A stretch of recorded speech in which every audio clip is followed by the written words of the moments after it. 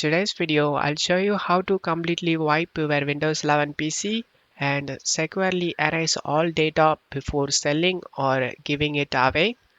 Before getting to the steps, back up your important files and then go to search menu and type settings, click on open it. In find a setting, type reset, click on reset this PC and select this reset PC option. Select remove everything, remove all of your personal files, apps and settings. Select local reinstall. Select this change settings option and just turn on this clean data. Just remove your files. This is quicker but less secure. This will make harder to recover files. Just turn on this download windows and say confirm. Then select next option. Select this reset option. It's downloading the files to install a fresh updated copy of Windows and it will take a while to complete.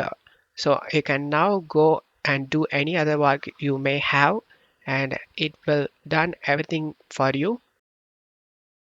Now press in keyboard Shift plus F10 in the keyboard and command prompt will open up. Type here start space ms dash cxh colon local only and press enter. And now you can type your username. I'm gonna type my name and skip this thing guys. Select the next option and it will continue without password. So choose a different username. I'm gonna rename it and select next.